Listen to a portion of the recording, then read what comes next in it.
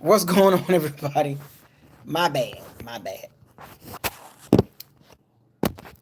Gotta set this up. Y'all know what it is. Welcome to BucosLocker. This your boy Isaiah coming to you again.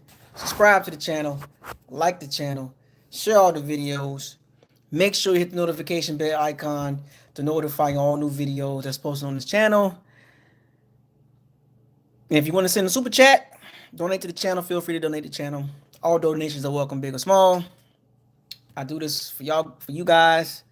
I take the time out of my day to bring y'all Bucs talk in the locker room. Y'all know where we be at. Shouts out to all the Sea Bandits and the Pirates out there getting ready to board the ship come September 9th against the Cowgirls. Getting ready to board the ship. Make sure you have your gear ready to be boarding the ship because we got a long trip for 2021 season. And as you can see the title of the video, the Bucs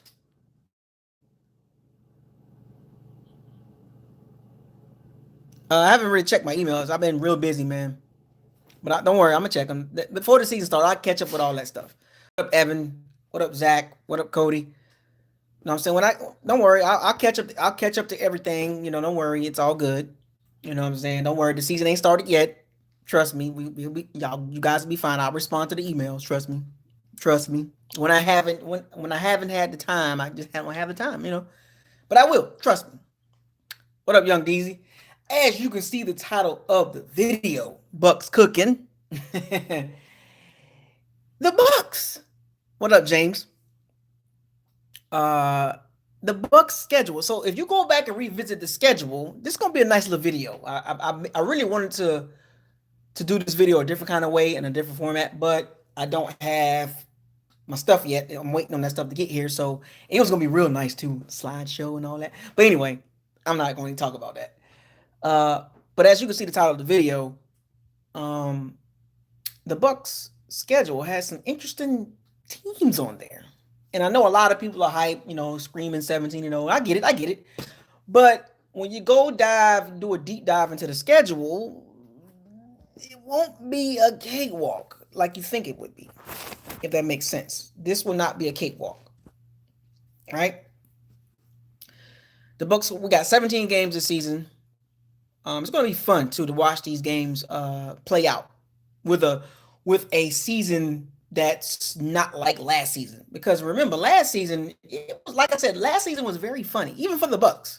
7-5 after week 12, you know, it was just weird. So I think teams will be more equipped to handle these things. What up, Sandoval? James, what up, man? Zach? Yeah, it's gonna be fun because the crowd factor plays a big role for us and for teams across the NFL. Home field advantage does play a role, and playing in front of no fans didn't have no effect on a lot of the teams. Like, people don't really understand the effects of having a crowd to back you up. So I'm looking forward. Like I said, I will be coming to some of those games. It's going to be hard to get to some of the home games. Hopefully, you know, somebody can hook a brother up because they're going to be sold out. All 8 games are going to be sold out. It's going to be really hard. And hopefully we got some C-bands out there that can go take some trips to go find some tickets for me. And the away games, I will definitely go to a couple of away games. So I'll have a better chance to go to away games and home games. It is what it is. But let's get back to this video and the subject. So if you look at the Bucs schedule, I counted 1, 2, 3, 4, 5, 6, 7, 8 teams. Now I'll give you this right here. I'm gonna give you C-bands and Pirates a chance to guess the 8 teams. Can you guess the 8 teams I'm talking about? The 8 teams I'm specifically talking about on the Bucs schedule for the 2021 season. What up, Malcolm? Can you guess the 8 teams I'm going to talk about for the 2021 season? Very intriguing games because of their defense. Okay, we got one, Cody. You got one of them. One of them. That's one of them. Correct. We're talking about teams. We're not talking about how many times we play. I'm just talking about the teams. Okay, Cody, Zach. All right, that's 2 teams. We got 6 more to go. 6 more teams. You heard me? Six more teams. Oh, Neil L. Shouts out to Neil L. That's 3. We got 5 more. Malcolm Harvey. 1, 2, 3, 4, 5, 6. You're missing 2, man. You're missing 2. You got 6 of them. 1, 2, 3, 4, 5, 6, 7. Hey, Young DC, you almost had it, man. You almost had it, man. Tampa Kingdom, Damian Street, what up?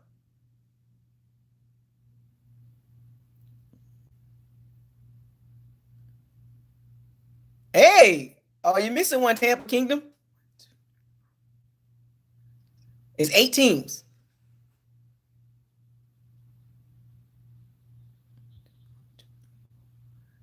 Yep, 8 teams. But a lot of y'all getting them though. Tampa Kingdom got 7 of them, correct? He missing one though. He missing one. You missing one, Tampa Kingdom. You almost got them all right, man. It's 8 teams I'm looking at. I think you know where I'm going with this, but nah, it ain't the Eagles. I'm not worried about the Eagles. That's a dub. Sorry, Eagles fans, but you guys are gonna suck this year. Nick Sirianni, the coach.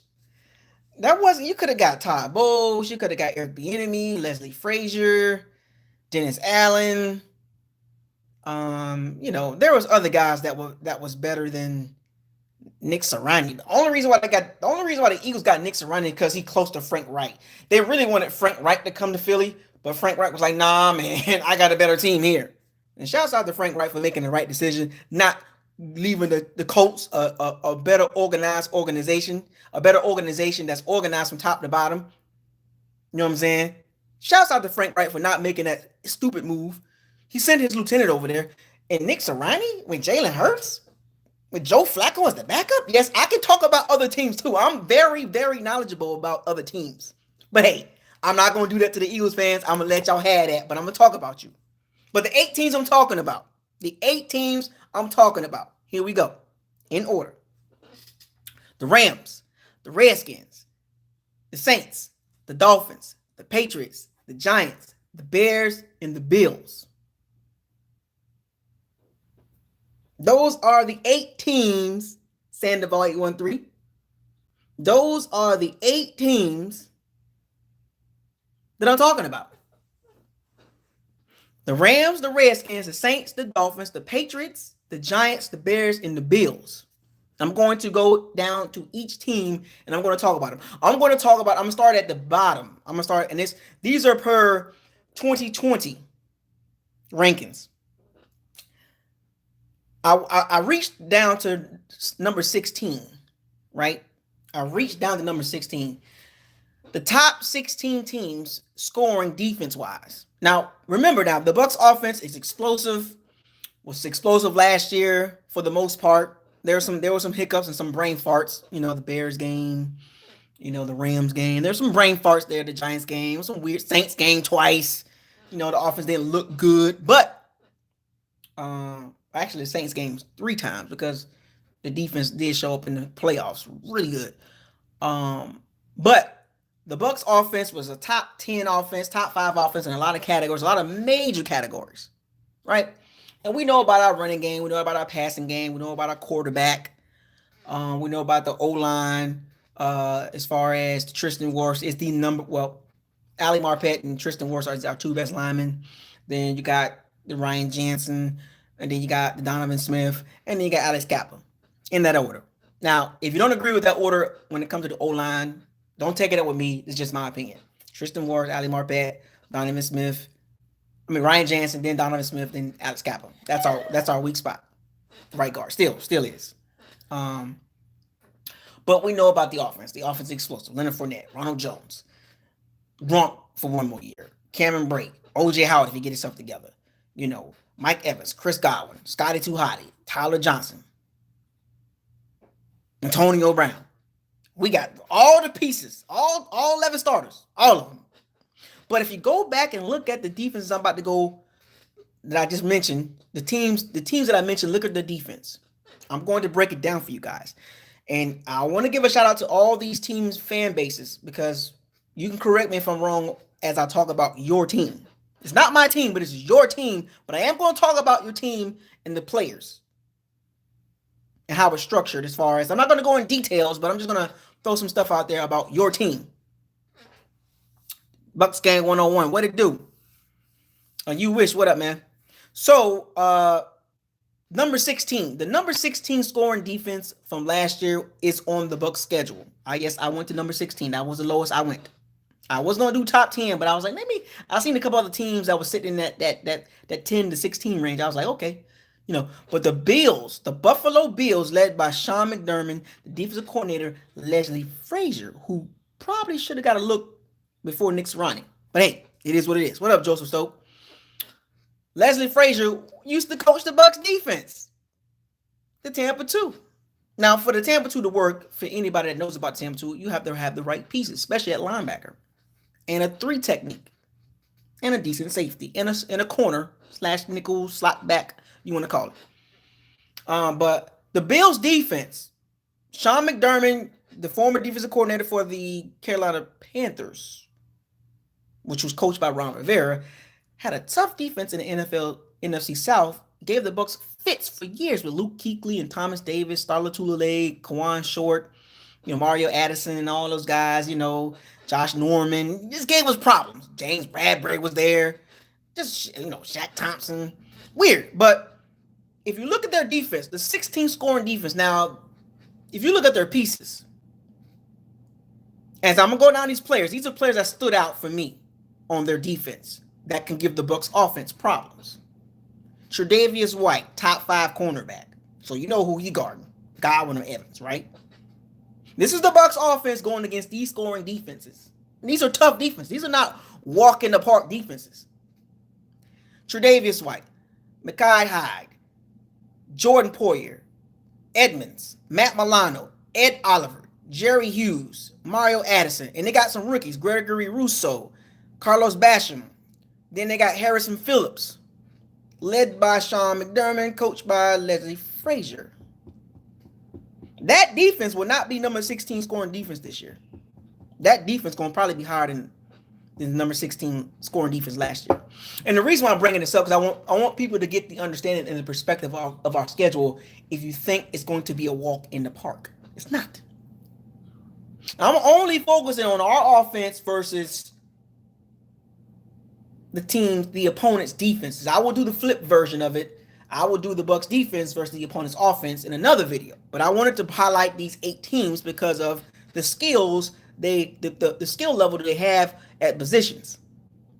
Corner, D-line, linebacker, safety, whether it's 3-4, 4-3, a hybrid 3-4, 4-3. These are teams that's going to give the Bucs a problem. If you don't believe me, fine. You ain't got to believe me. But just go watch the tape. The Bills' defense is tough, and they are loaded in their front 4. They're running a 4-3. That's their base defense. Leslie Frazier, Sean McDermott came from a 4-3 tree, right? Now, one thing about Sean McDermott is his D lines, dating back to the Carolina Panthers, Julius Peppers, all the stuff like that. The Bills' defense is tough. Their safeties, nice. Their safeties are no slouch. They got a top 5 cornerback. So you could say the Bills secondary is what, top 12? Bills secondary, right? The safeties and cornerback. And then their D-line has got to be top 10, right? The D-line got to be top 10. I mean, the D-line is deep. And Oliver, Jerry Hughes, Mario Addison, Harrison Phillips, and the 2 rookies they drafted back to back. And those rookies are not small. Those rookies will see playing time. Gregory Rousseau from Miami and Carlos Basham from Wake Forest. Go watch the tape on those guys. Those guys those are big dudes. When they get off the bus, you'll be like, who the hell is those guys? When those guys get off the bus, you'll be like, whoa. And we expecting to see AJ Espinosa. Yeah, AJ. AJ Espinella, he's there. These are big dudes. These ain't no slouch D line for what the Bills bring into the Bucs offense. And the one thing about the Bucs offense is if you disrupt the quarterback, there is problems. But the Bills were number 16 in scoring defense. That should improve. That's going to be a tough game for the Bucs offense. I mean, I'm just giving you a little perspective of as far as on paper. On paper, it's going to be tough. It looks tough. Now, when a real game happens, we can blow them out, of course. But just from looking at the paper and looking at the trajectory from the Bills, and they're rising. I'm not even talking about the offense. I don't care about the offense right now. We'll get to them in another video when I do the flip side, the Bucs defense versus the offenses that we're going to be facing, or they're going to be facing in another video. We're specifically focusing on the Bills defense. And shouts out to the Bills, man. Sean McDermott has built a really decent squad there. They're going to be a tough out, man. They're going to be good for a couple years until they got to start paying these guys. Bills Mafia. Yeah, they go hard. They fan base, top 10 fan base. So shouts out to the Bills Mafia. They've been through some tough times, especially in the 90s. 3 straight Super Bowls with Jim Kelly, Thurman Thomas, and Andre Reed. And with the tight end, what was the tight end name? Number 84. What was the Bills tight end name in the 90s? What was that tight end name? I can't remember the tight end name from the Bills in the 90s, in the mid 90s. 90 was it 93 when they went to when they played the Cowboys and they couldn't beat the Cowboys. That tight end, what was his name? And Thurman Thomas was there. Jim Kelly, Andre Reed, James Laughlin. Whew. Bills Mafia, y'all had some hard times, but y'all team is up and coming. So shouts out to Bills Mafia, man. Y'all stuck with it, man, because y'all had some rough years. Couldn't beat the Patriots for nothing. But playing in Buffalo, anybody playing in Buffalo, it is hard. I've seen Buffalo play on TV multiple times dating back into the 90s. My gosh, man. That's a tough stadium to play in, man. It looks like it's just always cold in Buffalo, right? Northern New York, it's up north. Big state. New York is a big state. And that's up in the northern part of New York. But Bills going to be a tough out. Ranked number 16th scoring defense from last year. I'm thinking that's going to be a lot better this year. What was the tight end name? The tight end name for the Bills in the 90s. Can anybody tell me that? The tight end name. I'm not really. What was the tight end name? Yeah, Andre Reed, James Laughlin, Thurman Thomas, Jim Kelly. What was the tight end name? Can anybody tell me the tight end name? I can't. I got so many players in my mind right now. What was the tight end name? Can anybody tell me that tight end name? Not Don Beebe. That was a slot receiver. I know who Don Beebe is. Yeah, Don Beebe was a Scotty Miller before Scotty Too Hotty. I know who Don Beebe and Tim DeWhite. Tim DeWhite was the Scotty Too Hotty before Scotty's Too Hotty came about. Tim DeWhite was nice. I like the Tim DeWhite in Iowa. He played for the Falcons. He played for the Chargers. He even played for the Patriots. Tim DeWhite was nice. That dude was fast. That dude was fast. Somebody get me that information on the tight end for the Bills in the 90s. He was nice. He was decent. I just can't think of his name right now. I'm not a historian, but I do know a little something, right? Wayne Corbett paid for the Jets. And he bounced around the league for a lot of years, but they're talking about the tight end for the Bills in the 90s. He was nice. So the next team I want to talk about, I'm not worried about that. The next team, number 14th ranked scoring defense. And we all know about this team because we saw it on, was it Monday Night Football last year?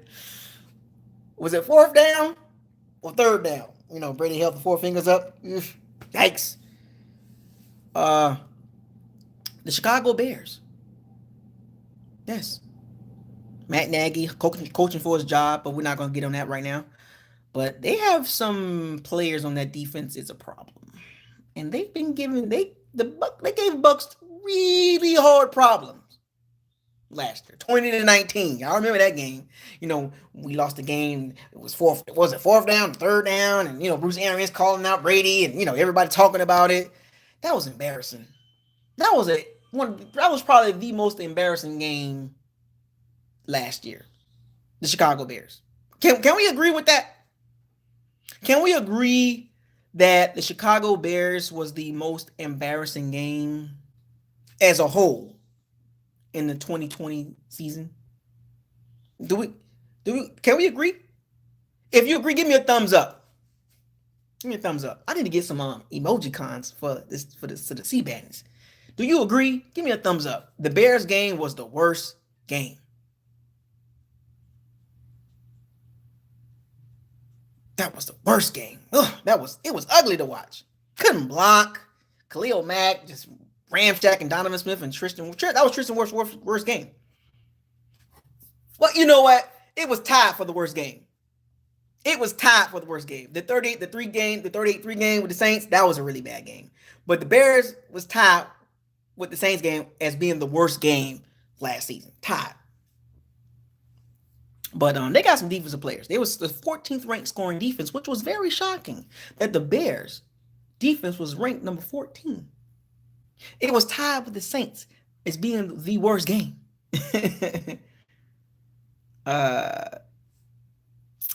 We'll get to them in a second. The Bears got Khalil Mack, Akeem Nicks, Robert Quinn, Eddie Goldman coming back he sat out last year. That's a nice defensive lineman from Florida State. Mario Edwards, Florida State guy. Roquan Smith, top 10 linebacker. Eddie Jackson, Desmond Trufant, which is replacing Kyle Fuller. Jalen Johnson, the young cornerback from Utah, really nice. And Tashawn Gibson. Those are some nice pieces on defense. And if you think the Bears defense is trash, go watch the tape. Because they made us look like we didn't know what the hell we were doing. They made the Bucs offense. He was like, well, what are we doing?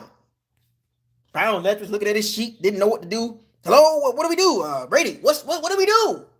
Is it fourth down, third? What do we throw out routes? What do we do? I don't know how to block Khalil Mack.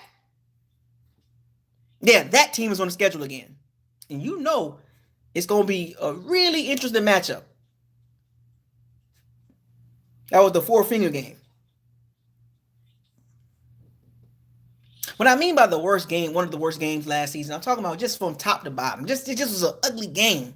We know about the Saints game. It was ugly. Even the first game last year was ugly. But I'm just saying, the Bears game was just a stain because it was so embarrassing.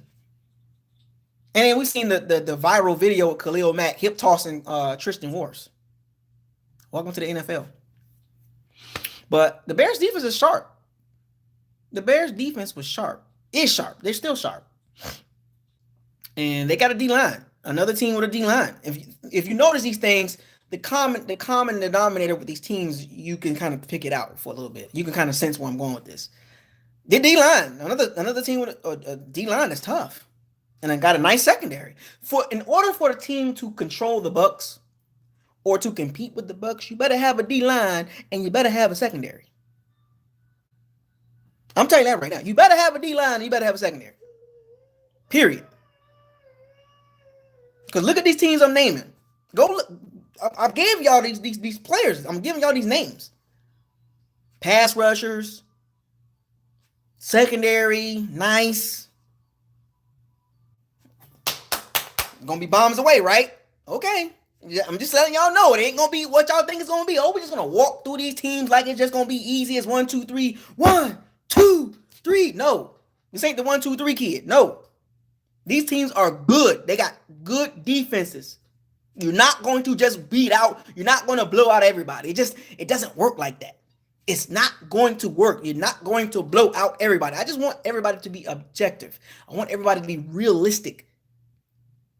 It is hard to play these defenses week in and week out. And we got 8 of them on schedule. 17 games, we got 8 hard defenses. No, I'm not done yet. I'm still going. I'll let you know when I'm done. So, we're the hunted, not the hunters. But the shout out to the Bears defense. Tough. defenses, man. Defenses. I'm definitely gonna be watching that Khalil Mack and Tristian Wirfs matchup again. But I don't think Khalil Mack is gonna line up on Tristian Wirfs' side because Tristian Wirfs he's his second year. I think Khalil Mack is gonna line up on Donovan Smith. He's gonna line up on his side. He's not gonna line up on Tristian Wirfs' side. Khalil Mack will line up over on Donovan Smith's side. Remember when Donovan Smith couldn't block Khalil Mack and Brady was like, oh, like he sacked Brady and Brady looked at Khalil Mack like, God, can you block this dude? Like, can we get Gronkowski to help Donovan Smith? Can we get Gronkowski over there to help Donovan Smith on Khalil Mack? You got Robert Quinn, Eddie Goldman, Akeem Nicks. They got a front four. They can get to the quarterback. They get there, and we seen it. So don't give me that, the Bucs O-line just gonna block them like they ain't nothing. Okay. You can believe that if you want to, but not me. I'm realistic. I'm a realistic Bucs fan, and the Bears' defensive line is tough. Their secondary, tough. You got a tough linebacker, Roquan Smith, kind of like Devin White. I saw him at Georgia, SEC land, The next team,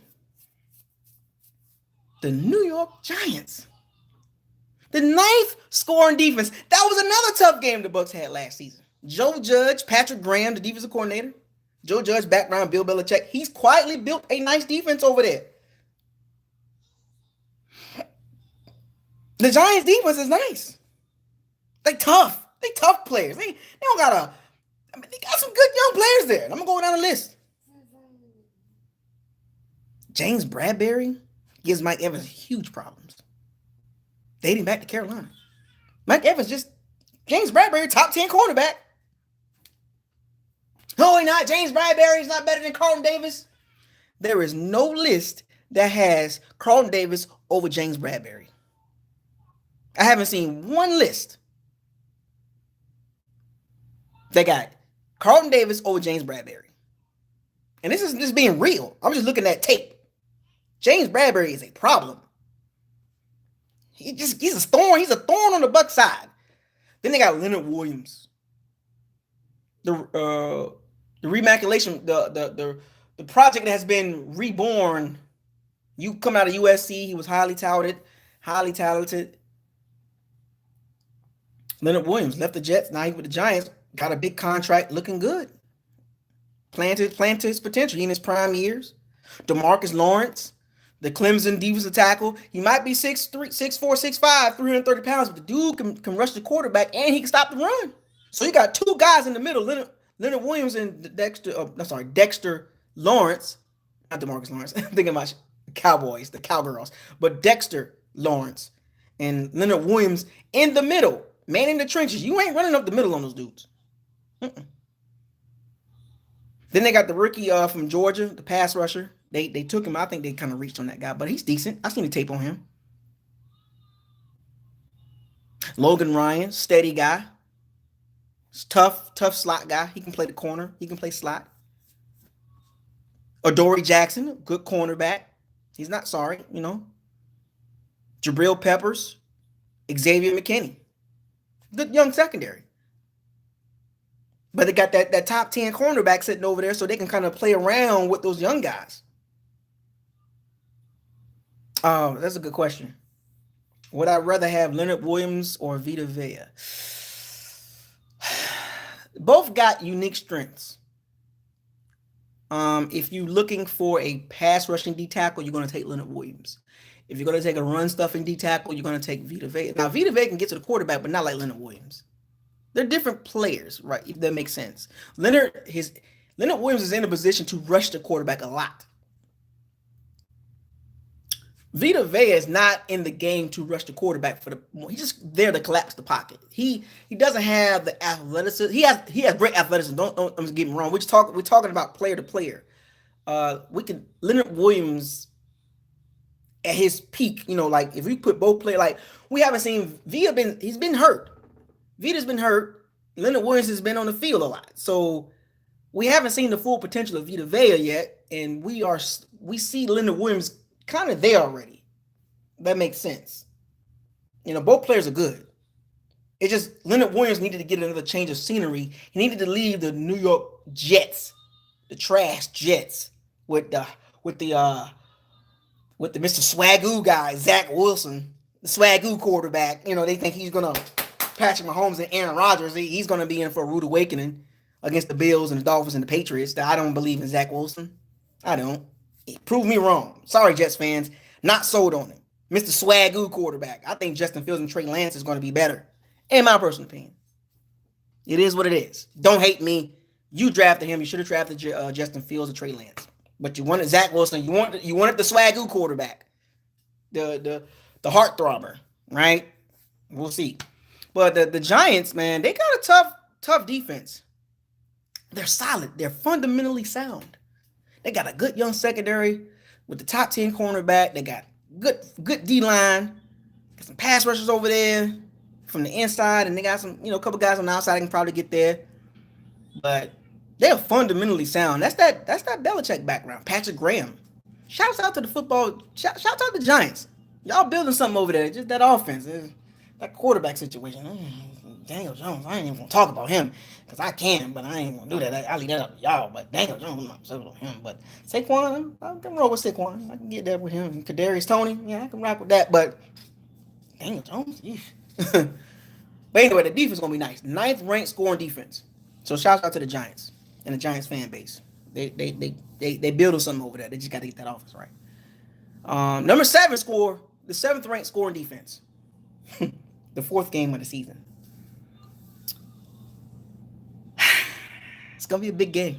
The New England Patriots had the 7th ranked scoring defense last year. And they had a lot of guys sit out last year. Injuries. Dante Hightower, Patrick Chung.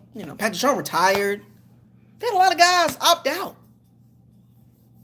They had some guys opt out. Anthony Davis, what up, man? Adrian Wilson, what up, man?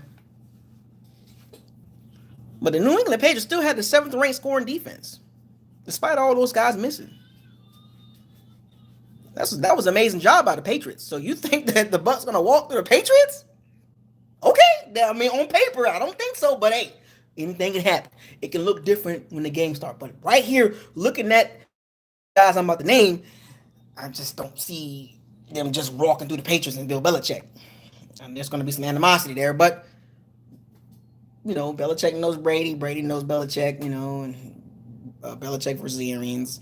I mean, I think if you're a football fan, who would you pick? Belichick or Bruce Arians? I'm just saying. We're talking about the creme de la creme. Bruce Arians is a good coach. I've seen a list of where he falls in at, but I know y'all know how I feel where he falls in as far as coaching. He's not bottom. He's somewhere in that. There, you could name some coaches that's there that he's right there, but we're talking about the creme de la creme, and you comparing Bruce Arians and Belichick. I'm gonna take Arians. Stop it. I like Arians, even though he got a crazy mouth, but come on now, we're talking Belichick. We're talking about the creme de la creme. You know what I'm saying? But they got Devin McCourty, Calvin Noy, Dante Hightower's back. Van Noy's back from the Dolphins. Matthew Judon from the Ravens. They picked him up. Dietrich Wise. Christian Barmore, the defensive tackle from Alabama.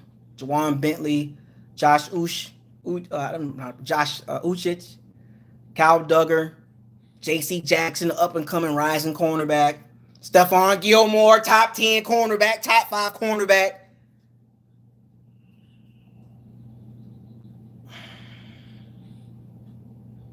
You see where I'm going with this? You see how I'm breaking these teams down?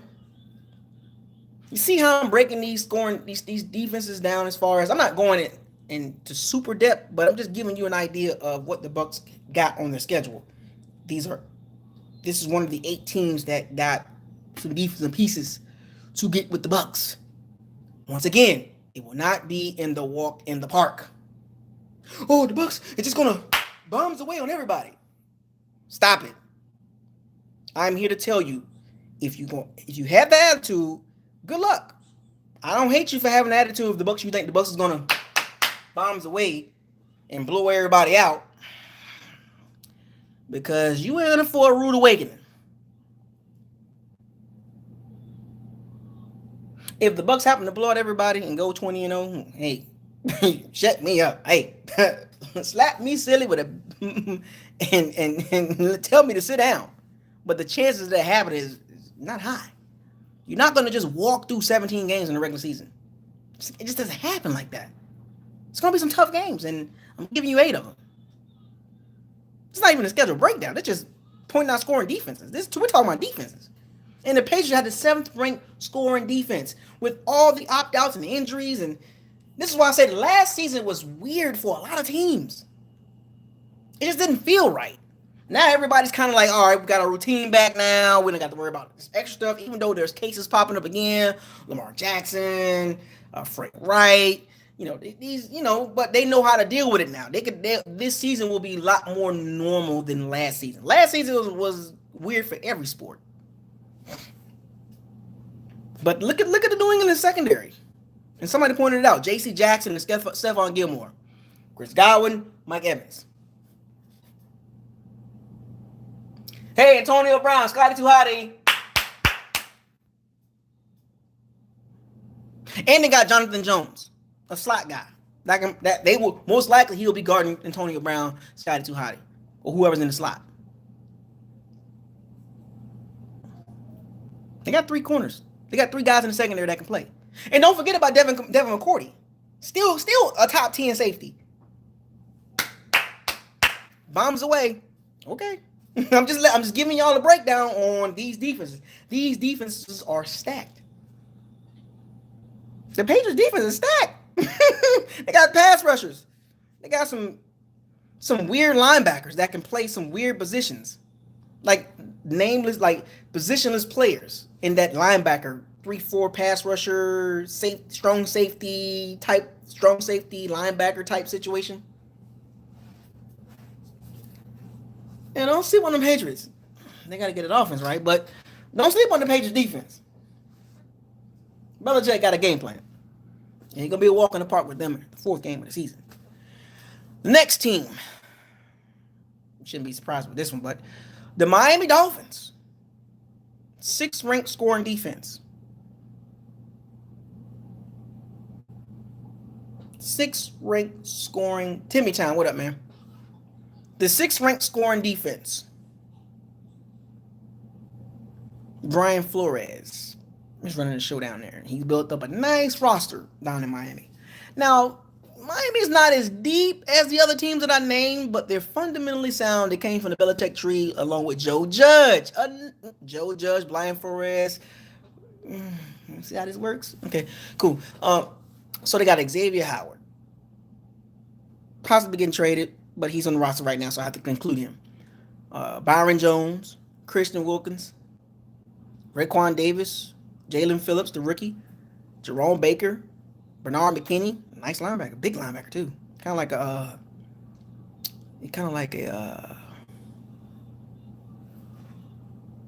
linebacker from Seattle, like Urlacher, a Bobby Wagner type guy, big linebacker, like a Thomas Davis guy. They got and Javon Holland, the safety from Oregon. It's nice. I think they're gonna put him in there early. Javon Holland can play the slot, nickel, and he can play safety too. He has a lot of range. If you go watch the Pac-12, Javon Holland as a safety stood out.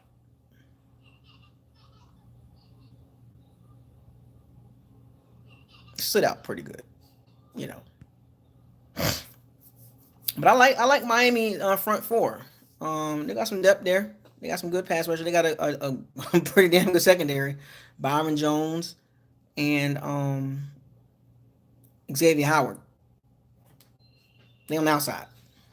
Good luck, Mike Evans. It's gonna be tough, man. It's gonna be tough, Mike Evans. It's gonna be tough. You're gonna get guarded by the number 1 guy, and Brady ain't finna force feed you the ball. Now, friendly reminder, I hate to bring this up, but throwing the ball to Mike Evans results in a lot of interceptions. Do I need to bring it up again? Throwing the ball to Mike Evans results in a lot of interceptions for some strange reason. I'm not going to go down that rabbit hole, but you know where I'm going with that. But Don't sleep on the Dolphins. The 6th ranked scoring defense. Now, they did sneak up on people last year. They did sneak up on them. Nobody saw that coming. But I think a lot of teams will be prepared for the Dolphins. But the Dolphins are going to be prepared themselves with the normal offseason, training camp, stuff like that. But Ant 3698. What up, man? They got Byron Murphy, and they got Emmanuel Ugba. Oh wow, I didn't go that deep. I just kind of wanted to highlight the guys that I thought will be difference makers. But if Byron Murphy's on the team, I'll be surprised. He's there. That's decent. He's decent too. And Emmanuel Ugba, Oklahoma State guy. But the Dolphins 6th ranked scoring defense. Yeah, Byron Jones. I was like, Byron Murphy's on the Cardinals still. I don't remember him leaving there. But yeah, Byron Jones and Xavier Howard, man. Once again, I'm naming the team with the secondary and some D linemen. This is the common denominator. Nicholas, I'm not sleeping on Mike Evans. I got a Mike Evans jersey. I'm not sleeping on Mike Evans. I'm just telling you that he will be guarded by top cornerbacks. Brady's not going to, I got to get you some catches, man. I'm going to force the ball to you. It ain't happening. All these other weapons, he's not going to force feed Mike Evans. So you might see some Mike Evans mood swings. You might see a couple of head snaps, chin snaps. Oh, man, he's not throwing me the ball. It's okay, Mike Evans, because you're getting guarded by top cornerbacks. It's okay, man. You're going to be a little frustrated this season. 8 times. 8 games you're going to be frustrated. 9, really, but we'll get to that in a second. But in those other 9 games, or the other 8 games, you should eat pretty good. The next team. Oh, this team right here is where I live at. I live here. I'm not from here. I don't talk like no New Orleans. You heard me? Y'all know what I'm talking about. The New Orleans Saints. The Aints. Yeah. The team that's on my radar. The team that I highlighted on this schedule that I want the Bucs to beat the brakes off of. I want the Bucs to beat the brakes off the freaking Saints. I know what we did in the regular season, and it wasn't pretty, but we won the game. And we had, washed up Drew Brees. Jared Cook with the fumble, Antoine Winfield Jr. But let's write Sandoval 813. Petty Peyton. Petty Peyton, man. Oh, it's like the Saints just like, I just really want the Bucs to beat them. Because I live here. I really want the Bucs to mop the floor with the Saints. Both times. They did us dirty. 34-23. Y'all remember the first game of the season last year? It was embarrassing. And y'all remember the 38-3 game. That was embarrassing too. That was probably the tied with the worst game, with the Bears game. Those games was horrible. I just want the Bucs to beat the brakes off the Saints. I don't care if the Bucs go 2-15. I don't care if they beat the Saints twice. This season is really geared towards the Saints for me. I mean, I know what we're gonna do in the other games. I got an idea what we're gonna do in the other games. I just want to see the Bucs just redeem themselves on national TV against the Saints. Halloween. I will be there. Bucs time 12. What up, man? I will be there. Halloween. Y'all gonna be there. Y'all gonna be there. I'm gonna be there. It's gonna be rocking. Prime time. Like Saints games, I told y'all the Saints games gonna be prime time. I'm not talking about the Saints offense. I'm talking about the Saints defense, and I'm gonna give you a rundown. And shouts out to the Saints fan base. I respect y'all. Y'all doing y'all thing. Y'all done y'all things for consecutive years. Y'all won the NFC South consecutive years and years and years and years. But things about to change. But anyway, Dennis Allen leading that squad. Probably should get a head coaching job at some point. I don't know. Maybe he don't want to. But Cam Jordan, Marcus Davenport, David Uemata, Malcolm Roach, Demario Davis, Marshawn Lattimore, Marcus Williams, Malcolm Jenkins,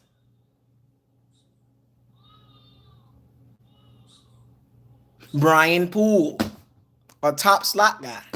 They signed Brian Poole. And if you go look up his numbers, Brian Poole is a top 15 slot guy. And they still might add another guy. And they drafted Paul Adeboso from Stanford in the 3rd round, I believe. And we know about the Saints defense, so you can't sit here and tell me, oh, the Saints defense trash. No, they're not. We're talking football. We're not talking about, oh, he like the Saints. Oh, he like the Saints, and he's rooting for the Saints on the low, and he's a low-key Saints fan, and because he said the Saints defense is good. They are.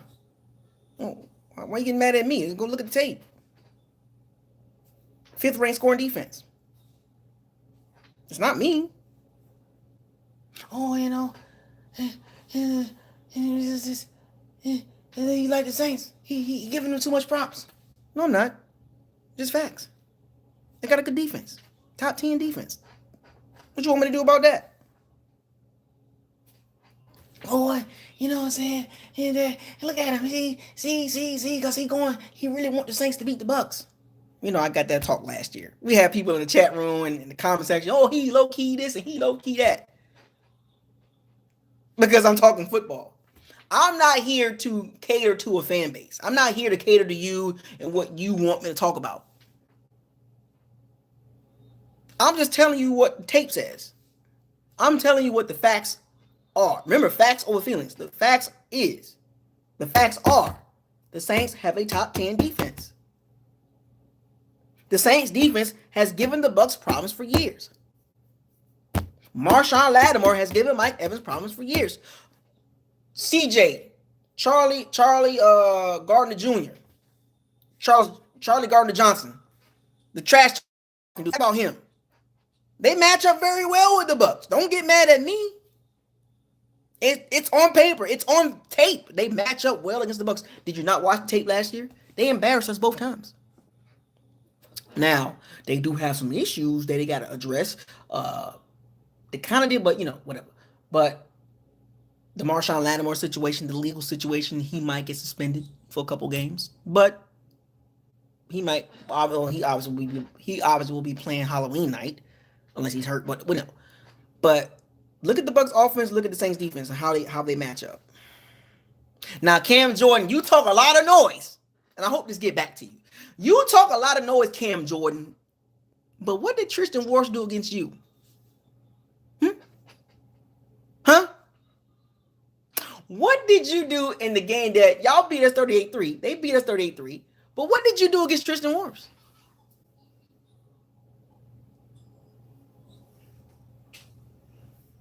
What did you do, Cam Jordan? What did you do? Looks like to me Tristian Wrifs was blocking you one-on-one.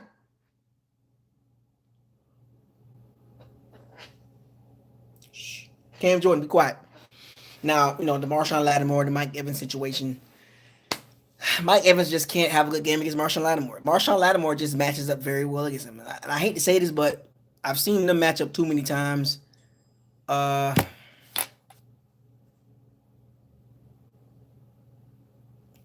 Lattimore got his number.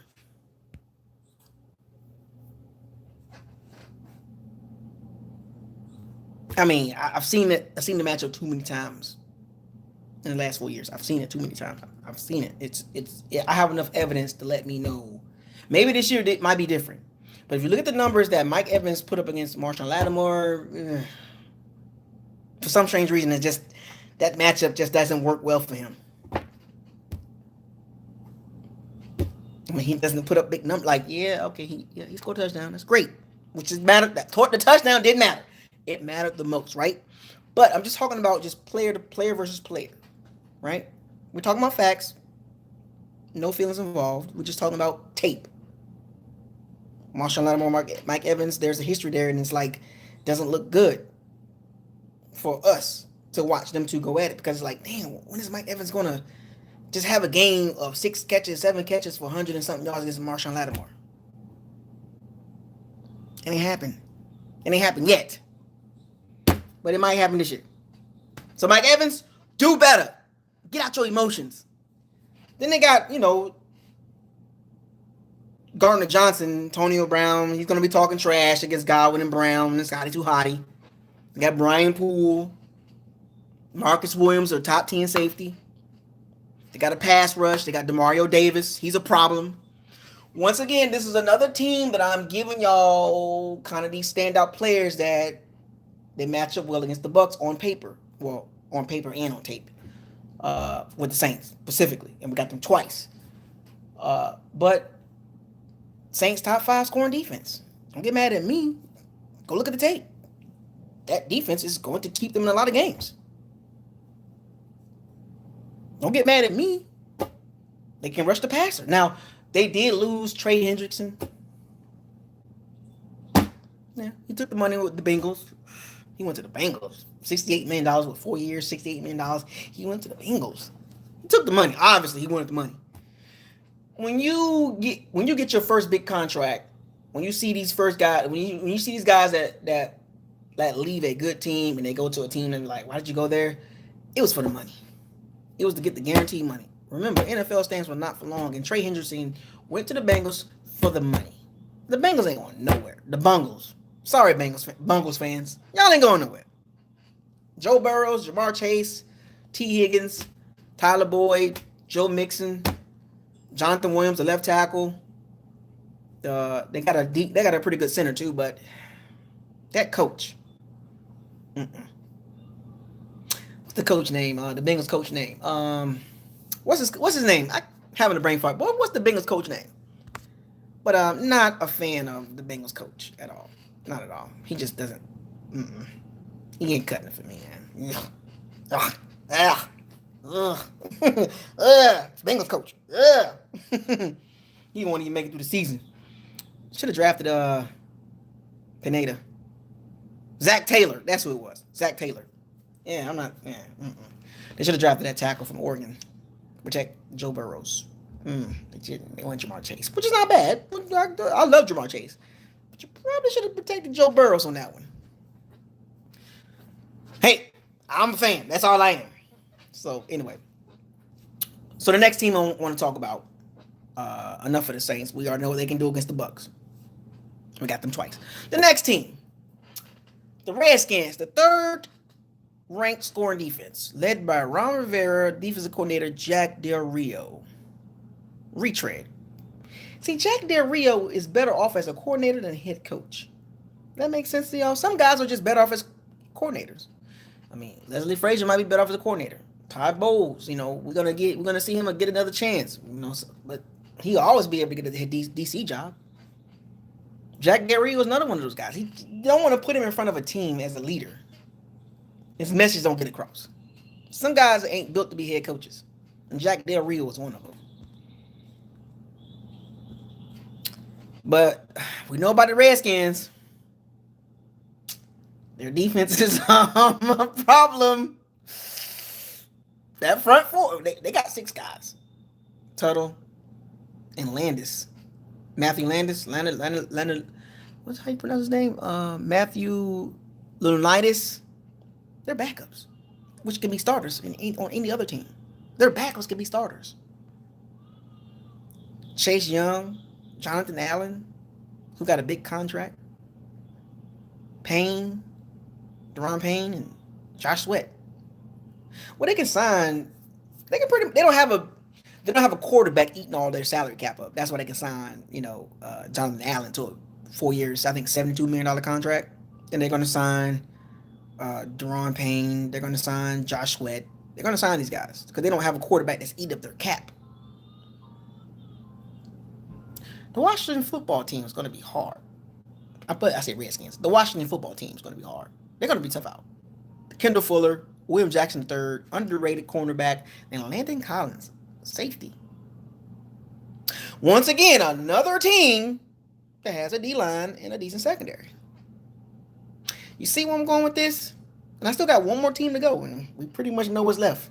We'll get to them in a second. But the Redskins are young, they're hungry, they're tough. Every year you able to keep a team together that young, you get better. I think the Redskins defense is going to be pretty good. Top 10 again. starts in the trenches. Look at the trenches. In a span of 17 games, do you really think the Redskins defense will be ranked outside of the top 10? Let's be real. With Jack Del Rio and Ron Rivera, the second year under Ron Rivera's system. The problem is the quarterback situation. But I'm not talking about that. They're not even on the list to talk about when it comes to the Bucs defense versus the opponent's offense. They're not even on the list. They got some good young talent, but their defense is going to be a problem for a lot of teams, including the Bucs. Now I know people say, well, in the playoffs, Brady shredded them. I get it. And if he shreds them again, great. I'm just telling you what's on paper. These games will not be easy. You get what I'm saying? Like, granted, we will win some of these games. We might win all of them. But Montez. Granted, we might win all these games. I don't know, but I'm just giving y'all teams that can give us a challenge. 17 games, there's at least 8 teams that I'm giving y'all that can give us a challenge. Can we beat these 8 teams I'm naming? Yes. Can the Bucs beat these teams? Yes, they can. I'm just telling you, these are the teams that can give the Bucs challenge according to the paper defensively. We haven't talked about the Bucs defense versus the opponent's offense in the top 15 scoring offenses, which will be another video. But you got to give the Redskins some credit. They're young and they're hungry. And they will be a problem. They're on the schedule. They can get to the pass rusher, man. But our O-line did contain them young boys. But the young boys did learn something against the Bucs offense. Don't get it twisted. They did learn something against the Bucs offensive line. Trust me, they're gonna cut. I'm pretty sure they circled that game in the playoffs. Like they beat us up. They beat us up pretty good. We beat the Bucs O-line. They beat the Redskins D-line up pretty good. I'm pretty sure that Redskins D-line circled that game like, oh, we owe them. I remember now, we were the hunted. And last but not least, the number 1 scoring defense. Does anybody know who the number 1 scoring defense is? Let's see if anybody's been paying attention. Does anybody know who's the number 1 scoring defense? Have you been paying attention?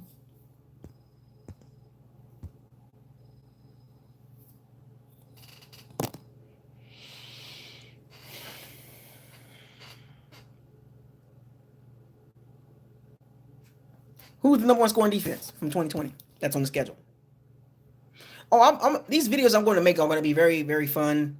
I'm going to do the one with the Bucs defense, versus the opponent's offense. I'm going to do with the Bucs offense. I'm going to get to all that. The number 1 scoring defense, you said the Colts? Nah, man. You way off. Bingo. Somebody got it. No, you're wrong, Timmy Time. But somebody already got it already. Oh, there's another person that got it. Who's the number 1 scoring defense that's on the schedule? The number 1 scoring defense last year is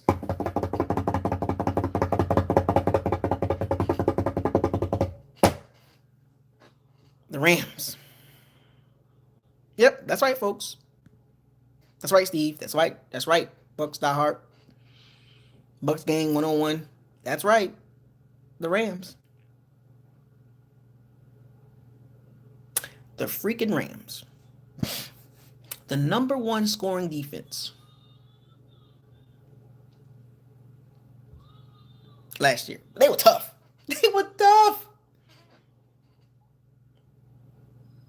Yes, and Raheem Morris is their new D coordinator. Because their previous defensive coordinator, he went to go coach the Chargers and Justin Herbert. Don't sleep on the Chargers defense either. Now, I know they're not top 16 scoring defense, but I'm just saying, like, just talent-wise, they got a good defense over there. So, shouts out to the Chargers fans. Y'all got something over there that I like to see. I'm going to be watching y'all. I'm going to be watching the Chargers, man, kind of closely because I kind of like what they're doing over there. They got a solid team around. Like, they got a solid team on both sides of the ball. They lost Melvin Ingram, but got a nice team over there. The Chargers do. But anyway, But the Rams, Raheem Morris, coached at the Falcons, coached for the Bucs, was a secondary coach, and and then he was a head coach for the Bucs. Chest bumping, high flying, chest bumping.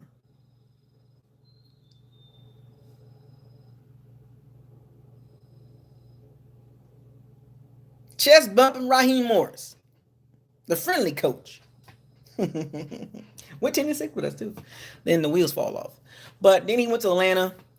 Then he was like coaching the receivers, and he was on the offensive side. He's clearly trying to be a head coach again. Then he was on the offensive side of the ball with the Falcons, and they moved over to the defensive side. And the Falcons did improve defensively when Raheem Morris took over. They did improve when Raheem Morris took over. Now, the Falcons' defense is trash. I think we can agree with that. I don't know why they keep making us play the Rams and the Giants. I don't know why they keep giving us those two teams. I don't understand that. Like, they keep handing us the Giants and the Rams. Like, I don't want to keep playing them. Like, can we get 2 other easy teams? God. But anyway, let's go down the list of the Rams, right? Number 1 scoring defense last year. Top 5 defense. Now, they're not as deep as they were last year, but they still got some guys over there. The main guys, right? Aaron Donald, Taylor Ramsey, the young, talented cornerback that Antonio Brown can't seem to get away from. Darius Williams, number 31. If you don't know who he is, he's number 11 this year, but number 31 last year. Ashawn Robinson, Leonard Floyd, Taylor Rapp, the safety from Washington. He's nice. He got hurt last year.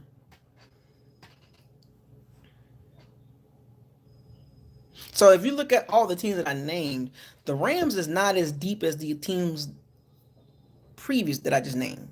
But they just got really, really, really good guys.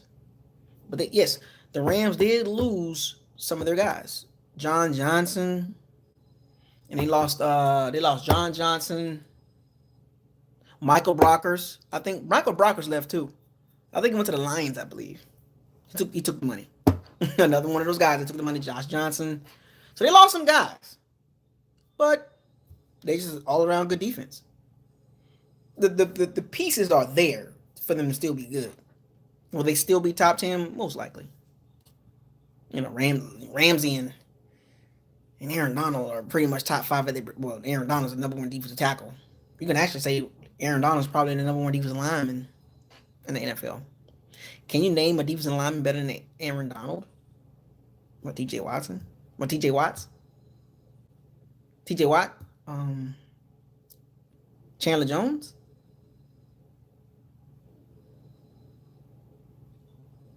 Shaq Barrett?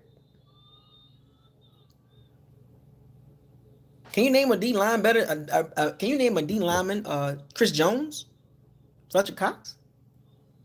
Joey Bosa? Nick Bosa? Can you name a D lineman that's better than Aaron Donald? 6'1", 280 pounds, runs a 4.6, maybe probably 4.5. Can bench press 400 plus pounds. Can jump 35 feet plus, 35 inches plus. Can you name a D line better than Aaron Donald? A D lineman that's better than Aaron Donald? Good luck. I mean, let me know in the comment section. Can you name a D lineman better than Aaron Donald? Right now. For the last 3-4 years. It ain't happening. He's still the number 1 guy. I don't care what you say. And then you got Jalen Ramsey, arguably the best cornerback in the game. Well, top 3. He can't be out. He's not outside the top 5. He's at minimum top 5.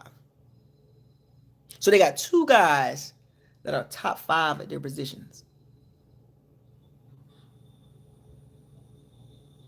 Joseph Stokes, shouts out to you, man. He's at Bosa. Yeah, he got Madden 99 again for what I think the 3rd or 4th straight year. We'll get to that in a second because I'm curious about these Madden ratings because I'm a big Madden fan. I haven't played Madden since a while, but man, like, why do they do the Bucs wrong in Madden? For some strange reason, they don't give Bucs the love in Madden. Now I looked at all the top 10 lists for all these positions, all these Madden positions they're giving out. And I get it. Some people tied into the Madden, I'm going into I'm going into a tangent now, but I looked at all these top 10 position rankings for the Madden game. Mike Evans is number 9, I believe, in the receivers. I don't see Shaq Barrett, JPP in the top 10. No Ronald Jones, no Leonard Fournette, no Antonio Brown, no Chris Godwin, no Carlton Davis, no Jamel Dean, no Antoine Winfield Jr. No, I think Gronkowski is number 5 in tight ends, I believe, number 5 or 6. And Brady is in top 10 quarterback. I think he's like top 5, I believe. But outside of Brady, Gronkowski, and Evans, what's up? Like I haven't seen the linebackers. I'm pretty sure like Lavonte and Devin White will be up there. I'm pretty sure I don't think Tristian Wirfs top 10 lineman right now, but he's rated pretty high. But I don't think he's top 10. But they don't give the Bucs no love outside of the Brady, Gronkowski, the Evans. I'm pretty sure Devin White and Lavonte David to be top 10 in the linebackers. But outside of those guys, they don't really give us, like I've seen the lists, like the list for Madden and even just regular lists. Like you see the common guys up there, but you don't see too many Bucs guys up there. You definitely, like as far as our secondary still, you know what? I'm not even gonna talk about that. I'm gonna get up another video. The Bucs secondary is not getting no love for real. Not getting no love, man. They still don't believe in this Bucs secondary. But that's gonna be another video. But anyway, the Rams defense: Donald, Ramsey, Darius Williams, A'Shawn Robinson, Leonard Floyd, Taylor Rapp. Robin Banks, what up? Staples family, what up? Myles Garrett, Aaron Donald's Myles Garrett. Did you see Myles Garrett in that green suit? Did anybody seen Myles Garrett in that green suit?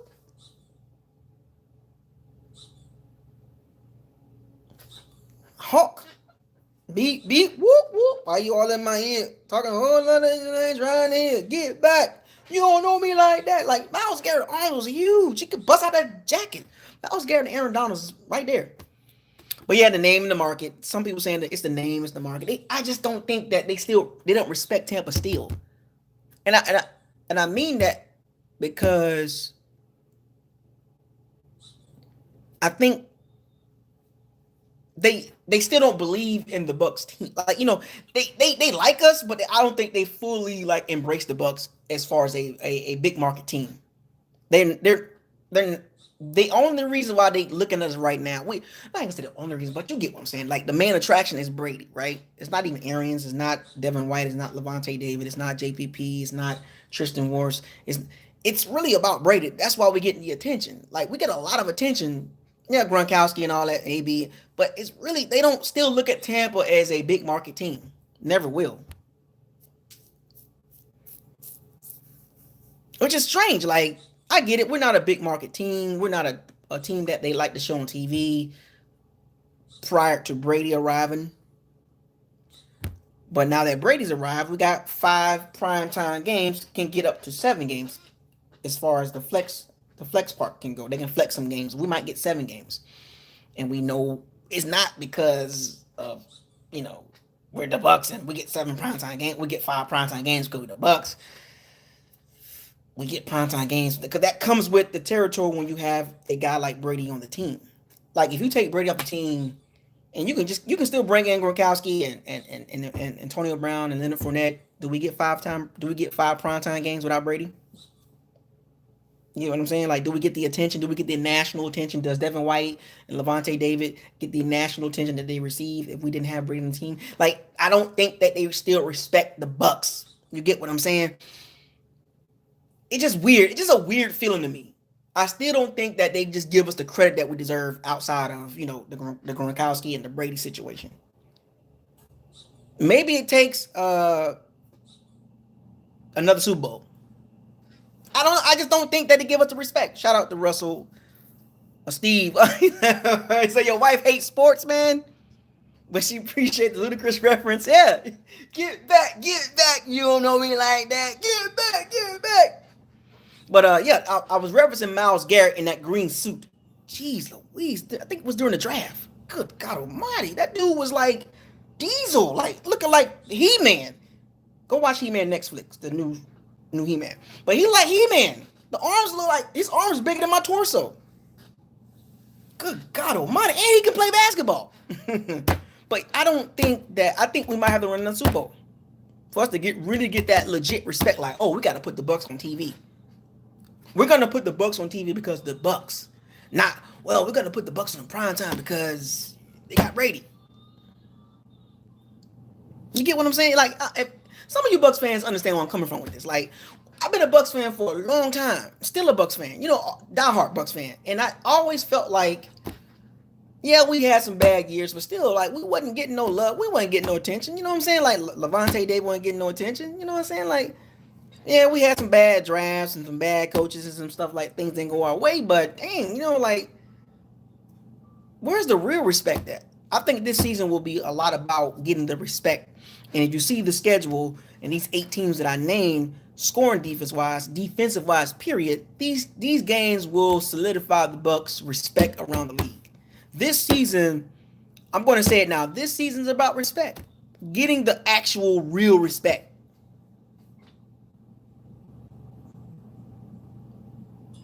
Getting the real respect that we deserve, not only as a team, but as a fan base. Because to build something, you have to continuously do what you've been doing. Now, the Bucs just won a Super Bowl, and the Bucs, in order for us to get that level of respect, we have to do it again. A second year, a third year, fourth year. You get what I'm saying? To build that rapport with the league and the other fan bases still don't respect the Bucs. They don't. They talk about us. They say, "Oh, Brady." They don't really care about. They don't really talk about the other guys. Oh yeah, Brady. It's like, damn, like we are the Bucs. You do that. Well, yeah. It's the Brady bunch. No, it's the Bucs. No, it's the Brady bunch. No, it's the Bucs. Real diehard fans know what I'm talking about. And I just feel like the media is undercutting us a little bit outside of the Brady situation. They undercutting the secondary. They finally giving Lavonte David some love and Devin White some love, But they just weird how they treat the Bucs. Skip Bayless calls us succaneers. This is what I'm telling y'all. They go look at the other fan base to talk about our team. They can't really talk about our team like that. They can talk about a team because they Brady and Gronkowski and Antonie Brown, but you get where I'm going with this. They first year with the Bucs was last year. That's how they know the Bucs. You get what I'm saying? So hopefully the Bucs, outside of the established players, Brown, Brady, Gronkowski, hopefully the JPP established already. These guys were established before they even got to the Bucs. If I'm making any sense, you know what I'm saying? Like outside of the guys that's already established, and they was established on other teams. They built their legacy with other teams. Antonio Brown, the Steelers. Gronkowski with the Patriots. Brady with the Patriots. JPP with the Giants. They built their legacy already. That's where they came from. They came from winning Super Bowls, winning all the time. And they only been here one season, and that's how the Bucs get. That's why the Bucs are known, because of the guys that's already established, not homegrown. The homegrown guys that were drafted by the Bucs, when they gonna get the real love? Maybe it's gonna take a back-to-back. Bowels movement. Bowels movement. 08. Robin Banks probably jealous. Something ain't right. I still believe. I think that they're not giving the Bucs the level of respect that we deserve, as far as an organization, because we was we're record-wise the worst organization in the NFL. So they look at the Bucs as like, that's just the Bucs. They got Brady. Ian Hepker. 17-0. I'm not saying that. You can say that. I'm not saying 17-0. I'm just saying I just if the Bucs can do a back-to-back, game on. You'll never hear the last of me. If the Bucs do a back-to-back, you will never hear the last of me. I'm telling you right now. I'm telling you right now. I'm telling you right now. If the Bucs go back-to-back, you will never hear the last of me. I'm probably going to make a video every day. I'm going to be on you. I'm going to be on y'all. All you media members that keep focusing on the established guys and not focusing on the Bucs homegrown guys. Like you don't understand, man. Like, it's been rough as a Bucs fan. It's been rough. I just want I want the true respect. I don't want respect based on somebody else's backside as a fan base. If you're a real Bucs fan, you want the respect as a city in the NFL. Like, you know what I'm saying? Like, respect our fan base. Respect, our history might not be great, but moving forward, I want everybody, all the other fan bases, to show the Bucs real respect. Don't respect us because we got Antonio Brown, Gronkowski, and Tom Brady. And JPP. Respect us because, they've been winning for 2, 3, 4, 5 years. You know what I'm saying? That's all I'm saying. But anyway, let me stop talking about that. Because I'm getting pissed off because call it Succaneers. I hate that. Skip Bayless. The Succaneers. Really, dude? Anyway, that grinds my gears. You know what I'm saying? That just bothers me. Like, I'm not like emotional about it. It just bothers me that, you hear something like that and it's like, damn, like, only time we talk about it is when he talk about Brady. He don't talk about us as a team. You know what I'm saying? But we'll see. But anyway, I just gave y'all eight of the teams I gave y'all were top 16 in scoring defense last year. Right. Like I said, it takes. We won last year, and Steve, I get what I know what you're talking about, Steve. I get it. We haven't been winning 3, 4, 5 years in a row. That's why we're not getting the real respect. The respect that we're getting right now is based on other people's presence. We're not getting the respect as an organization, if that makes sense. So, Steve, I know where you're going. We haven't been winning 3 years in a row, 4 years in a row, 5 years. It takes time to build that chemistry in the organization, not just the team, the organization. To be a winning organization, you just can't just win one season and say, we're a winning organization. No, that takes consecutive years. You have to do this year 2 and year 3 and year 4. Look at the Ravens. Look at the Steelers. No losing seasons in a long time. Look at the Seattle Seahawks. You get what I'm saying? The Packers, established winning. They're winning every year. Whether they win the Super Bowl or not, we just got to win every year. Steelers, Ravens, the Patriots didn't for a long time. The Seattle Seahawks. The Rams putting up the couple of years of winning in a row. The Falcons did it. The Saints been doing it. The Saints been winning for years and years in a row. We got to start doing the same thing. You know what I'm saying? For us to get that real respect on our own as an organization, not based on what somebody else come to the team and what they bring into the team. It has to come from within. The respect the Bucs are going to get has to come from within. Has to establish a winning culture for years. Not just, we got a Super Bowl last year and we're the top 5 team for the next 10 years. Okay, fine. If you believe that, let's see it. Let's see the Bucs win year 2, 3, 4. Let's see the Bucs keep drafting really good. Let's see if Kyle Trask hit. You know what I'm saying? Joe Tryon, Keyshawn Vaughn. Hey, Keyshawn, don't take it personal, man. I just, you know what I'm saying? Like, you in a bad situation, famo. You might get cut. Anyway. So, yeah, top 8 of the 17 games are against some of the top defenses. And it's going to be interesting.